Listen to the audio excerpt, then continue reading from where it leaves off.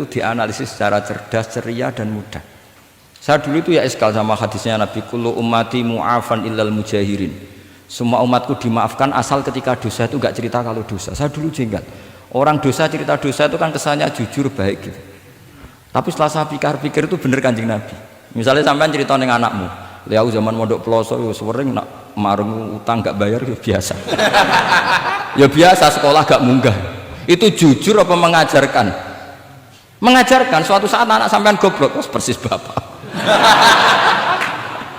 Maka penting, tidak jaru itu penting. Sekaligus ijazah tapi haram ditiru. Ya tapi ijazah tapi haram ditiru. Imam Syafi'i itu pernah ngecewakan seseorang karena beliau itu idola. Ada orang meninggal, beliau diminta rawuh. Doanya hanya gini toh, ya Allah, engkau itu tetap menjadi Tuhan meskipun tidak menyiksa orang ini. Jadi menyiksa orang ini tidak kebutuhan engkau. Kalau tidak jadi kebutuhan engkau ya tidak usah dilakukan. Itu terus pulang keluarganya gerembang, piye dong ngono tok. Tapi satu keluarga itu diimpeni, mayat itu diampuni gara-gara doanya Imam Syafi'i. Ya Allah, anta ghaniyun, anta itu ghaniyun an adzabi. Engkau tidak perlu menyiksa orang ini. Engkau tetap Tuhan, tanpa menyiksa orang ini tetap Tuhan. Jika itu tidak kebutuhan engkau, ya sudah tidak usah dilakukan. Terus iya. Jadi kalau saya doain guru-guru, ya Allah sifat ghafur engkau itu pasti efektif. Nggak mungkin sifatnya jenengan kok boten tembus. Ya sudah, ya seperti itulah ya Allah.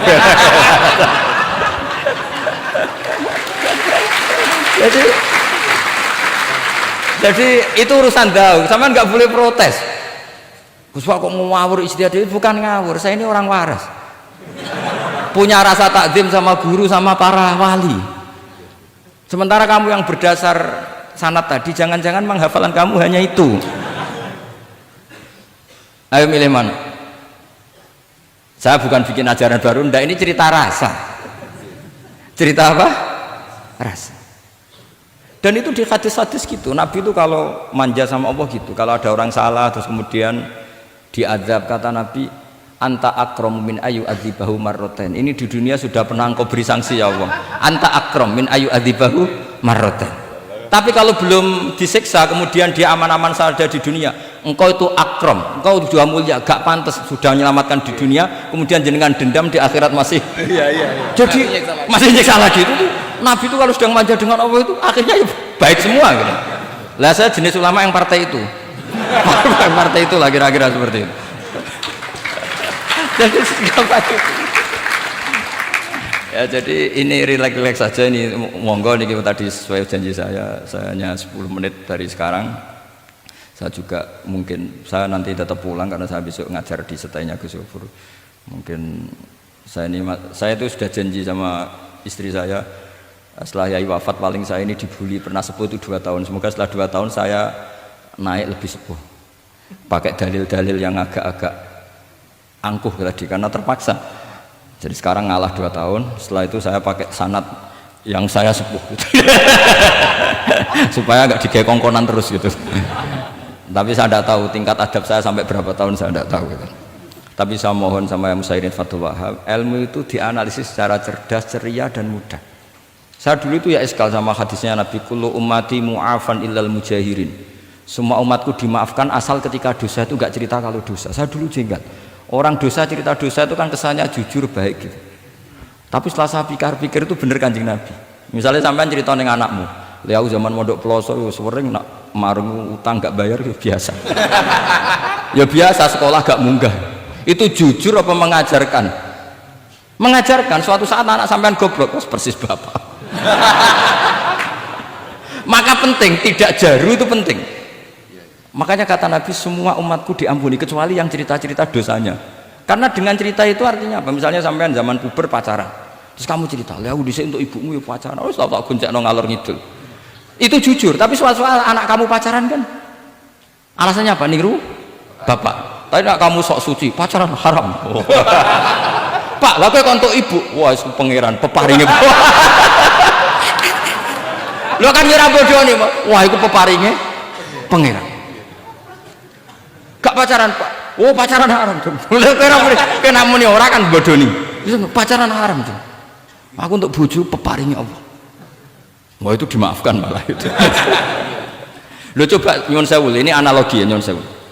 Kalau andekan semua yang pernah zina itu ngaku zina, kalau itu jumlahnya 1000 saja, 1000 itu punya keluarga, satu orang minimal punya keluarga 10, akan dipakai justifikasi kalau suatu saat zina berdasar pernah Pak D-nya atau Pak L-nya, iya enggak? Tapi kalau semuanya enggak ngaku dan semuanya nyuwun sewu sok suci, wanteng ning masjid, sak wiridan nangis, kan anak putune kan, wah mbahku khusuk kuat. Padahal nangisnya perkara nyesal tahu mau. Tapi artinya apa? Konsep yang dikatakan Rasulullah SAW itu kan luar biasa. Kullu ummati mu'afan illal mujahirin. Karena dengan jihar, memang di situ masdarnya kok jadi jihar. Jadi bukan ijhar tapi jihar. Jadi memang bahasa Arab itu agak unik. Misalnya di nahwu itu masdar itu kalam. Kalam berarti sulasi mujarrad. Tapi fiilnya enggak kelaku. Kalimah yaklimu kalaman itu enggak melaku. Sing melaku lam yatakallam. Tapi padahal masdarnya kalam.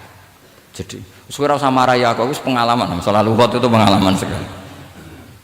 Jadi memang bahasa Arab itu lucu. Apalagi lafadz bagho malah paling kasus dalam bab yungqolu. Bagho maknane lacut. Bareng melok wazan imbagho yang bagi sayukjo.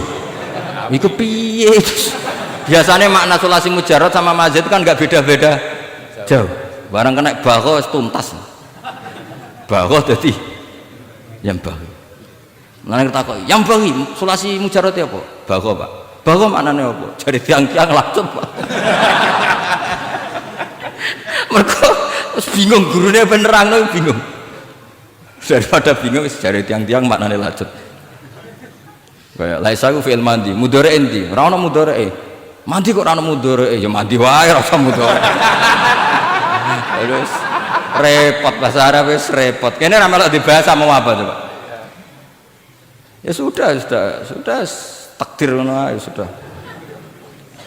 Jadi apa yang dikonsepkan Rasulullah SAW itu pasti yang terbaik.